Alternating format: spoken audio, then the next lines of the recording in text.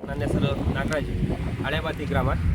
ನಾವು ತರಳುಬಾಳ ಕೃಷಿ ವಿಜ್ಞಾನ ಕೇಂದ್ರದ ಸಹಯೋಗದೊಂದಿಗೆ ಇವತ್ತು ಡ್ರೋನ್ನಲ್ಲಿ ಪ್ರಾತ್ಯಕ್ಷಿಕ ಅಂದರೆ ಸ್ಪ್ರೇ ಮಾಡೋದನ್ನು ಪ್ರಾತ್ಯಕ್ಷಿಕ ನೋಡಲಿಕ್ಕೆ ಅಂತ ಹೇಳಿ ನಮ್ಮ ಹೊಲದಲ್ಲಿ ನಾವು ಇವತ್ತು ಹಮ್ಮಿಕೊಂಡಿದ್ವಿ. ಒಳ್ಳೆ ಸಕ್ಸಸ್ಫುಲ್ಲಾಗಿ ನಡೆದಿದೆ. ಇದಕ್ಕೆ ನಮ್ಮ ತರಳುಬಾಳು ಜಗದ್ಗುರುಗಳಾದ ನಮ್ಮ ಸ್ವಾಮೀಜಿಯವರಿಗೆ ತುಂಬ ಹೃದಯದ ಧನ್ಯವಾದಗಳು. ಈ ಡ್ರೋನ್ ಸ್ಪ್ರೇ ನಾನು ಇಷ್ಟುವರೆಗೂ ನಮ್ಮೂರಲ್ಲಿ ಯಾರೂ ಮಾಡಿರಲಿಲ್ಲ. ಇವತ್ತು ಅವರ ಒಂದು ಸಹಯೋಗದೊಂದಿಗೆ ಇವತ್ತು ಮೊದಲನೇ ಬಾರಿ ನಮ್ಮೂರಲ್ಲಿ ಈಗ ಪ್ರಾತ್ಯಕ್ಷಿಕೆ ಮತ್ತು ಅದರದ್ದು ಎಲ್ಲ ನೋಡ್ತಾ ಇದ್ದಾರೆ ಜನಗಳು. ಅದರದ್ದು ಅನುಕೂಲ ಮತ್ತು ಅನಾನುಕೂಲಗಳನ್ನು ಈಗ ತಿಳಿಬೋದು. ನಾವು ಮೊದಲೆಲ್ಲ 200 ಲೀಟ್ರ್ ಎಕರೆಗೆ 200 ಲೀಟ್ರ್ ಗಟ್ಟಲೆ ಸ್ಪ್ರೇ ಮಾಡ್ತಾ ಇದ್ವಿ. ಈಗ ಇದು ಎಕರೆಗೆ 10 ಲೀಟ್ರ್, ಕೇವಲ 10 ಲೀಟ್ರಲ್ಲಿ 1 ಎಕರೆ ಈ ಜಾಗ ಈ ಸರೌಂಡಿಂಗ್ ಕವರ್ ಮಾಡುತ್ತೆ ಇದು. ಆಮೇಲೆ ಅದರಲ್ಲಿ ನೀರಿನ ಸಂಖ್ಯೆ ಜಾಸ್ತಿ ಹೋಗೋದ್ರಿಂದ ಆಮೇಲೆ ನಾವು ಔಷಧಿಯ ಪ್ರಮಾಣ ಕೂಡ ಕರೆಕ್ಟಾಗಿ ನಾವು ಹಾಕಬೇಕಾದ ಮೆಥಡಲ್ಲಿ ಹಾಕ್ಲಿಕ್ಕೆ ಆಗ್ತಾ ಇರಲಿಲ್ಲ. ಇದು ಕರೆಕ್ಟಾಗಿ ನಾವು ಡೋಸೇಜನ್ನು ಅಷ್ಟೇ ಕರೆಕ್ಟಾಗಿ ಎಷ್ಟು ಬೇಕೋ ಅಷ್ಟಕ್ಕೆ ಹೋಗುತ್ತೆ ಮತ್ತು 4 ಮೀಟರ್ ಪ್ರಮಾಣದಲ್ಲಿ ಅದು ಎಲ್ಲ ಏರಿಯಾವನ್ನು ಕವರ್ ಮಾಡುತ್ತೆ. ಚೆನ್ನಾಗಿ ಅದು ಸ್ಪ್ರೇ ಆಗುತ್ತೆ ಇದು. ಆಮೇಲೆ ಇವ್ರೀಗ ಒಂದು ರೇಟಿಗೆ ಬಂದರೆ ಅಂದರೆ ಸ್ಪ್ರೇ ಮಾಡೋದು ಪ್ರೈಸ್ ಎಷ್ಟಾಗುತ್ತೆ, 1 ಎಕರೆಗೆ ಖರ್ಚು ಎಷ್ಟು ಬರುತ್ತೆ ಅಂತ ಅನ್ನೋದಕ್ಕೆ ಬಂದರೆ, ನಮ್ಮ ಸಾಮಾನ್ಯ ಪದ್ಧತಿಗೆ ಯಾವಾಗಲೂ ನಾವು ಮಾಡ್ತಿದ್ದು ಸ್ಪ್ರೇಗೆ ಬಂದರೆ ನಾವು 1 ಎಕರೆಗೆ 2 ಆಳು ಔಷಧಿ ಹಿಡಿಲಿಕ್ಕೆ ಅಂತ ಜನ ನೋಡ್ಕೊಳ್ತಿದ್ವಿ. ಮತ್ತು ಅದು ನೀರು ಹಾಕಲಿಕ್ಕೆ 200 ಲೀಟ್ರ್ 1 ಎಕರೆಗೆ ಎಲ್ಲ ನೋಡಬೇಕಿತ್ತು. ಅದಕ್ಕೆ ಮತ್ತು ಪೆಟ್ರೋಲ್ ಪಂಪನ್ನು ಅದು 1 ಎಕರೆಗೆ 150 ರೂಪಾಯಿ ಅವರು ಚಾರ್ಜ್ ಮಾಡ್ತಾಯಿದ್ರು ಎಕರೆಗೆ. ಅದು ಎಲ್ಲ ಲೆಕ್ಕ ಹಾಕುವಾಗ ನಮಗೆ 1,000ದಿಂದ 1,100-200 ತನಕನೂ ಬರೀ ಸ್ಪ್ರೇ ಮಾಡಲಿಕ್ಕೆ ಖರ್ಚು ಬರ್ತಾಯಿತ್ತು. ಅಂದರೆ ಅದು ಔಷಧಿ ಅದು ಬಿಟ್ಟು. ಈಗ ಇದರಲ್ಲಿ ಇವ್ರೀಗ ಅವ್ರ ಖರ್ಚು ಹೇಳ್ತಾ ಇರೋದು ಒಂದು 500 ರೂಪಾಯಿಗೆ ಅವರು ಸ್ಪ್ರೇ ಮಾಡಿ ಹೋಗ್ತಾ ಇದ್ದಾರೆ. ಅದರಲ್ಲಿ ಏನು ಕೇವಲ 1 ಎಕರೆಗೆ 10 ಲೀಟ್ರ್ ನೀರು ಒಬ್ಬರು ಆರಾಮಾಗಿ ಕ್ಯಾರಿ ಮಾಡ್ಬೋದು. ಅದು 10 ಲೀಟ್ರ್ ನೀರನ್ನು 1 ಎಕರೆಗೆ ಕ್ಯಾರಿ ಮಾಡಿ ಬಂದರೆ ಅದು ಆರಾಮಲ್ಲಿ ನಮಗೆ ಸ್ಪ್ರೇ ಆಗ್ತಾಯಿದೆ. ಇದು ಅನುಕೂಲ ಭಾಳ ಇದೆ, ಚೆನ್ನಾಗಿದೆ.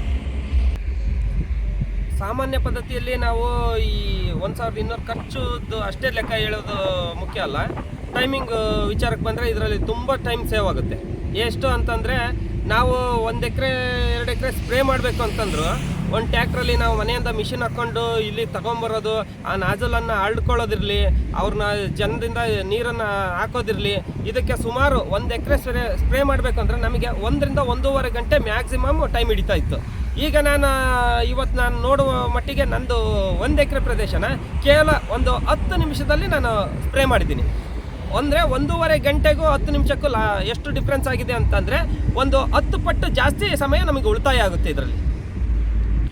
ಮತ್ತು ಈಗ ಸಾಮಾನ್ಯ ಪದ್ಧತಿಯಲ್ಲಿ ಇನ್ನೊಂದು ಮೇಯ್ನ್ ನಮಗೆ ಇದರದ್ದು ಅನುಕೂಲ ಅಂತಂದರೆ, ಸಾಮಾನ್ಯ ಪದ್ಧತಿಯಲ್ಲಿ ಜನರಿಗೆ ಸ್ಪ್ರೇ ಮಾಡೋಕ್ಕೆ ಅಂತ ಕಳಿಸ್ತಾ ಇದ್ವಿ. ಆ ಸ್ಪ್ರೇ ಮಾಡುವಾಗ ನಾವು ಎಷ್ಟೇ ಮುಖಕ್ಕೆ ಕಟ್ಕೊಂಡ್ರು ಸ್ಕಿನ್ನಿಗೆ ಆಗಲಿ ಅದು ಸ್ಪ್ರೇ ಮಾಡಿದ್ದೆಲ್ಲ ಬಡಿತಾ ಇತ್ತು. ಅದು ಬಡಿದಾಗ ಮನುಷ್ಯರಿಗೆ ಅಲರ್ಜಿ ಆಗೋದಿರಲಿ, ಮತ್ತೊಂದು ಈ ಕೆಲವೊಂದು ಆರೋಗ್ಯದಲ್ಲಿ ಏರ್ಪೇರು ಆಗೋದು ಚಾನ್ಸಸ್ ಇತ್ತು. ಆದರೆ ಇದರಲ್ಲಿ ಏನಿಲ್ಲ, ಅದನ್ನು ಟಚ್ ಮಾಡ್ದೇನೆ ನಾವು ಇಲ್ಲಿ ಕೂತ್ಕೊಂಡು ಆರಾಮಾಗಿ ಸ್ಪ್ರೇ ಆಗ್ತಾ ಇದೆ. ಅಂದರೆ ಯಾವುದೇ ಮನುಷ್ಯ ಒಬ್ಬರಿಗೆ ಅದರಿಂದ ಯಾವುದೇ ರೀತಿ ಹಾನಿಕಾರಕ ಏನು ನಮಗೆ ಇದಾಗಲ್ಲ. ಅದು ನಮಗೆ ಭಾಳ ಇದರಿಂದ ಅನುಕೂಲ ಇದೆ ಸರ್.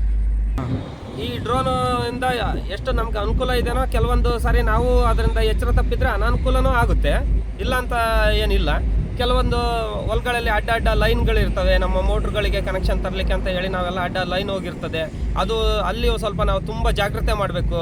ಆಮೇಲೆ ಹೊಲಗಳಲ್ಲಿ ಯಾರನ್ನಾರು ನಿಂತ್ಕೊಂಡು ನಾವು ಗದ್ದೆದ್ದು ಏನಾದ್ರು ಕೆಲಸ ಮಾಡ್ತಿರ್ತಾರೆ, ಅಂದರೆ ಬದಿಯದ್ದು ಹುಲ್ಲು ತೆಗಿತಾ ಇರ್ಬೋದು, ಮತ್ತೊಂದು ಏನಾರು ಮಾಡ್ತಾ ಇರ್ತಾರೆ.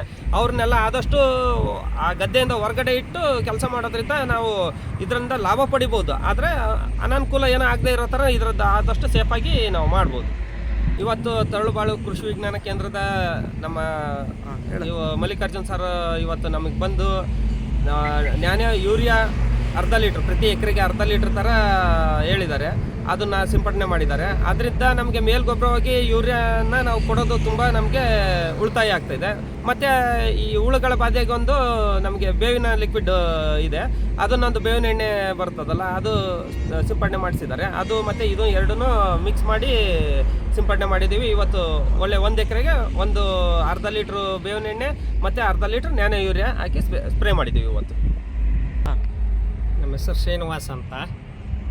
ಇಲ್ಲಿ ಡ್ರೋನ್ ಕ್ಯಾಮ್ರಾದಲ್ಲಿ ನಾವು ಭತ್ತಗಳಿಗೆ ಔಷಧಿನ ಸ್ಪ್ರೇ ಮಾಡ್ತಾಯಿದ್ದೀವಿ.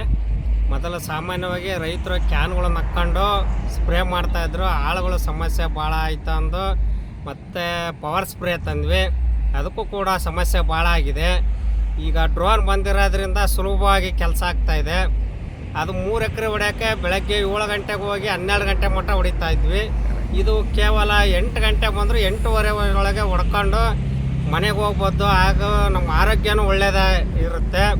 ಮತ್ತು ಇದರಿಂದ ಏನು ಉಪಯೋಗ ಅಂದರೆ ನೀರು ಸೇವ್ ಆಗುತ್ತೆ, ಸಮಯ ಸೇವ್ ಆಗುತ್ತೆ, ಲೇಬರ್ ಸೇವ್ ಆಗುತ್ತೆ. ಆಮೇಲೆ ಇದನ್ನು ಸ್ಪ್ರೇ ಮಾಡಬೇಕಾದ್ರೆ ಯಾವುದೇ ಕರೆಂಟಿನ ವೈರ್ ಆಯಿತು, ಹೊಲಗಳಲ್ಲಿ ಯಾರು ಬದದಲ್ಲಿ ಹುಲ್ಲು ಪಲ್ಲು ಏನು ಕೊಯ್ತಾ ಇರಬಾರ್ದು. ಈ ಥರ ಇರೋದ್ರಿಂದ ಡ್ರೋನ್ ಕ್ಯಾಮ್ರಾ ನಮಗೆ ತುಂಬ ಉಪಯುಕ್ತವಾಗಿದೆ, ಸ್ಪ್ರೇಯಿಂದ ಉಪಯುಕ್ತವಿದೆ. ಇಲ್ಲಿ ಇದನ್ನು ಸರ್ಕಾರ ಏನಾದ್ರು ಇದನ್ನು ಮಾಡ್ತಾರೆ ಇದನ್ನು ಸರ್ಕಾರ ಏನಾದ್ರು ಸಬ್ಸಿಡಿ ಕೊಟ್ಟರೆ ಸಂಘಗಳ ಮುಖಾಂತರ ನಾವು ಇದನ್ನು ಪರ್ಚೇಸ್ ಮಾಡೋಕ್ಕೂ ಕೂಡ ರೆಡಿ ಇದ್ದೀವಿ. ಸರ್ಕಾರ ಇದನ್ನು ಆದಷ್ಟು 90% ಸಬ್ಸಿಡಿ ಕೊಡಬೇಕಂತ ನಾವು ಕೇಳ್ಕೊತಾ ಇದ್ದೀವಿ. ಆಮೇಲೆ ಇದರಲ್ಲಿ ಏನಾದರೂ ಮುಂದೆ ಆಧುನೀಕರಣ ಮಾಡೋದಾದರೆ ಗೊಬ್ಬರ ಕೂಡ ಹಾಕೋ ರೀತಿಯಾಗಿ ಏನಾರು ಮಾಡಿಕೊಟ್ರೆ ನಮಗೂ ತುಂಬ ಅನುಕೂಲ ಆಗುತ್ತೆ. ಈಗ ನಮ್ಮೂರಲ್ಲಿ ಸಿಟಿ ಹತ್ರ ಇರೋದ್ರಿಂದ ಲೇಬರ್ ಸಿಗ್ತಾ ಇಲ್ರಿ. ಎಲ್ಲರೂ ದಾವಣಗೆರೆ ಪ್ಯಾಂಟ್ ಹಾಕ್ಯಂಡು ಹೋಗಿ ಕೆಲಸ ಮಾಡ್ಕೊಂಬರೋರಾಗಿದ್ದಾರೆ ರೀ. ಇಲ್ಲ ರೈತರು ಭಾಳ ಜಮೀನು ಇರೋದ್ರಿಂದ ಕೃಷಿಯಲ್ಲಿ ತೊಡಸ್ಕೊಳ್ಳೋದು ಭಾಳ ತುಂಬ ಕಷ್ಟ ಐತ್ರಿ. ಹಾಗಾಗಿ ಇಂಥ ಉಪಕರಣಗಳು 10 ಉಪಕರಣಗಳು ಬರಬೇಕಂತ ನಾವು ತಳಬಾಳ ಕೃಷಿ ವಿಜ್ಞಾನ ಕೇಂದ್ರದವ್ರನ್ನ ಕೇಳ್ಕೊತಾ ಇದ್ದೀವಿ. ನನ್ನ ಹೆಸರು ಶಂಕರಮೂರ್ತಿ ಅಂತ, ಹಳೆಬತ್ತಿ ಗ್ರಾಮ ನಮ್ಮದು. ಯಾಂತ್ರೀಕೃತ ಪದ್ಧತಿಯಲ್ಲಿ ಔಷಧಿ ಸಿಂಪರಣೆ ಮಾಡೋದು ಡ್ರೋನಲ್ಲಿ ಮಾಡಿಸಿದ್ರು ನಮಗೆ ತಳಬಾಳ ಕೃಷಿ ವಿಜ್ಞಾನ ಕೇಂದ್ರ ಸಹಯೋಗದಲ್ಲಿ. ಇದರ ಅಡ್ವಾಂಟೇಜ್ ಏನಂದರೆ ಲೇಬರ್ದ ಮಾಡ್ಬೇಕಂದ್ರೆ 200 ಲೀಟ್ರ್ ನಮಗೆ ನೀರು ಬೇಕಾಗುತ್ತೆ.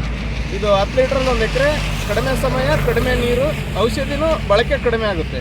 ಆಮೇಲೆ ಚೆನ್ನಾಗಿ ಸಿಂಪರಣೆ ಆಗುತ್ತೆ. ಪ್ರತಿ ಎಲೆಗೂ ಹಿಮ ರೀತಿ ಹೋಗೋದ್ರಿಂದ ಪ್ರತಿ ಎಲೆಗೂ ಸ್ಪ್ರೆಡ್ ಆಗಿ ನಮಗೆ ಚೆನ್ನಾಗಿದಾಗುತ್ತೆ. ಲೇಬರ್ ಮಾಡೋದೇನಾಗುತ್ತೆ, ಹನಿ ಹೋಗುತ್ತೆ, ಅಲ್ಲೊಂದನಿ ಇಲ್ಲೊಂದನಿ ಬೀಳುತ್ತೆ. ಅದು ಎಲ್ಲ ಎಲೆಗಳಿಗೂ ನಮಗೆ ಸಿಂಪರಣೆ ಚೆನ್ನಾಗಾಗಲ್ಲ. ಮತ್ತು ಆ ಕೇಬಲ್ ಎಳಿತೀವಲ್ಲ ನಾವು ಮಿಷನಲ್ಲಿ ಮಾಡಿದ್ದು ಲೇಬರಿಂದ, ಅದು ಮತ್ತು ಸ್ಪ್ರೇ ಮಾಡಿದ್ದೆಲ್ಲ ಹಾಳಾಗ್ಬಿಡುತ್ತೆ.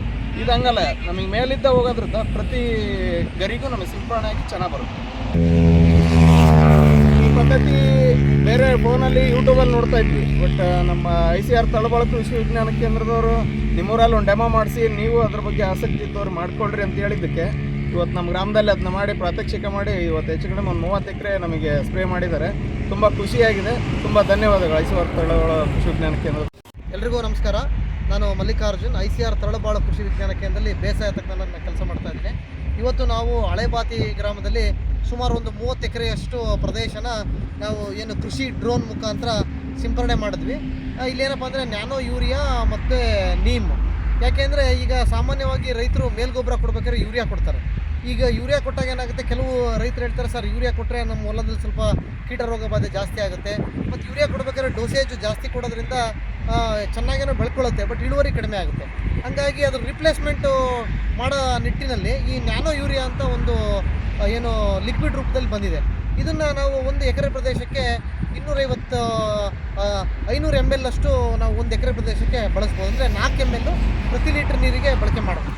ಇಲ್ಲಿ ನಾವು ಡ್ರೋನ್ ಮುಖಾಂತರ ಸಿಂಪರಣೆ ಮಾಡೋದ್ರಿಂದ 1 ಎಕರೆಗೆ 500 ml ಅಷ್ಟು ಏನು ನ್ಯಾನೋ ಯೂರಿಯಾ ಉಪಯೋಗ ಆಗುತ್ತೆ. ಮತ್ತು ಈಗೆಲ್ಲ ರೈತರು ಹೇಳ್ದಂಗೆ ಸಮಯ ಉಳಿತಾಯ ಆಗುತ್ತೆ, ಆಮೇಲೆ ಲೇಬರ್ದು ಸಮಸ್ಯೆ ಪರಿಹಾರ ಆಗುತ್ತೆ. ಮತ್ತು ಇನ್ನೊಂದು ಭಾಳ ಇಂಪಾರ್ಟೆಂಟ್ ಏನಂತಂದರೆ, ನಾನು ಇವತ್ತು ಸಿಂಪರಣೆ ಮಾಡಬೇಕಾಗಿತ್ತು, ಈಗ ಸಿಂಪರಣೆ ಮಾಡೋ ಕೂಲಿ ಆಳುಗಳು ಸಿಗಲಿಲ್ಲ ಅಂದರೆ 1-2 ದಿವಸ ಮುಂದಕ್ಕೆ ಹೋಗುತ್ತೆ. ಅವಾಗ ಏನಾಗುತ್ತೆ, ರೋಗ ಕೀಟಗಳ ಬಾಧೆ ಇನ್ನು ಹೆಚ್ಚಾಗ್ತಾ ಹೋಗ್ಬಿಡುತ್ತೆ. ಹಾಗಾಗಿ ಇದು ಏನಂತೀವಿ, ನಿರ್ದಿಷ್ಟ ಅಂದರೆ ಟೈಮ್ಲಿ ಆಪರೇಷನ್ ಆಗೋಕ್ಕೆ ಭಾಳ ಒಂದು ಸಹಕಾರಿ ಇದೆ. ಹಾಗಾಗಿ ಈ ಕೃಷಿ ಡ್ರೋನ್ ಮುಂದಿನ ದಿನಗಳಲ್ಲಿ ಎಲ್ಲ ಪ್ರತಿಯೊಬ್ಬರು ರೈತರು ಇದನ್ನ ಬಳಕೆ ಮಾಡ್ತಾರೆ. ಯಾಕೆಂದರೆ ಹೆಂಗೆ ನಾವು ಕೃಷಿಯಲ್ಲಿ ಈಗ ಉದಾಹರಣೆಗೆ ಭತ್ತದ ಕಟಾವ್ ಯಂತ್ರ ಮಿಷಿನ್ ಬಂದಾಗ ಭಾಳಷ್ಟು ರೈತರು ಅಪೋಸ್ ಮಾಡಿದ್ರೆ ಇದಾಗಲ್ಲ, ಇದು ಕೆಲಸ ಆಗಲ್ಲ ಅಂತ. ಅದೇ ರೀತಿ ಈ ಡ್ರೋನ್ ಬಂದಾಗಲೂ ರೈತರು ಮಾತಾಡ್ತಾ ಇದ್ದಾರೆ, ಇದರಲ್ಲಿ ಸಿಂಪರಣೆ ಆಗುತ್ತಾ, ಇದು ಅಷ್ಟು ಕ್ಲೀನಾಗಿ ಹೊಡೆಯುತ್ತಾ ಅಂತ. ಬಟ್ ಮುಂದಿನ ದಿನಗಳು ಏನಾಗುತ್ತೆ ಅಂತಂದರೆ ಇದು ಅನಿವಾರ್ಯ ಆಗೋಗುತ್ತೆ. ಆವಾಗ ಎಲ್ಲ ರೈತರುಗಳು ಇದ್ರ ಮುಖಾಂತರನೇ ಸಿಂಪರಣೆ ಮಾಡುವಂಥ ಒಂದು ಟೈಮು ಬಂದೇ ಬರುತ್ತೆ ಅಂತ ಹೇಳೋಕ್ಕೆ ನಾನು ಇಷ್ಟಪಡ್ತೀನಿ. ಇದೆಲ್ಲ ಅನುಕೂಲಗಳು ಅಂದರೆ ಏನಪ್ಪ, ಈ ಥರ ನಾವು ರೈತರಿಗೆ ಅನುಕೂಲ ಮಾಡಿಕೊಡೋಕ್ಕೆ ಮತ್ತು ರೈತರ ಜೊತೆ ಹೋಗಿ ಕೆಲಸ ಮಾಡೋಕ್ಕೆ ನಮ್ಮ ಏನು ತರಳಬಾಳ ಜಗದ್ಗುರುಗಳು ಈ ಥರ ಕೃಷಿಯ ಜೊತೆ ಕೆಲಸ ಮಾಡೋಕ್ಕೋಸ್ಕರನೇ ನಮ್ಮ ಕೃಷಿ ವಿಜ್ಞಾನ ಕೇಂದ್ರ ಸ್ಥಾಪನೆ ಮಾಡಿದ್ದಾರೆ. ಈ ರೈತರಿಗೋಸ್ಕರ ಇರೋವಂಥ ಒಂದು ಕೇಂದ್ರ. ಅವರು ನಮಗೆ ಸಾಕಷ್ಟು ಕೃಷಿಯಲ್ಲಿ ಏನಾರ ಹೊಸ ತಂತ್ರಜ್ಞಾನಗಳು ಬಂದರೆ ರೈತರಿಗೆ ಪರಿಚಯ ಮಾಡಿಕೊಡ್ರಿ ಅಂತ ಹೇಳ್ತಾರೆ. ಹಾಗಾಗಿ ಈ ಒಂದು ಪರಿಚಯ ಮಾಡೋ ಕೆಲಸನ ಇವತ್ತು ನಾವು ತಳಬಾಳ ಕೃಷಿ ವಿಜ್ಞಾನ ಕೇಂದ್ರದವರು ಹಳೆ ಬಾತಿ ಗ್ರಾಮದಲ್ಲಿ ಮಾಡಿದ್ದೀವಿ. ಮೊದಲನೇ ಬಾರಿ ಈ ಊರಲ್ಲಿ ಇವತ್ತು ಡ್ರೋನ್ ಮುಖಾಂತರ ಸಿಂಪರಣೆ ಕಂಟಿನ್ಯೂ ಮಾಡ್ತೀವಿ.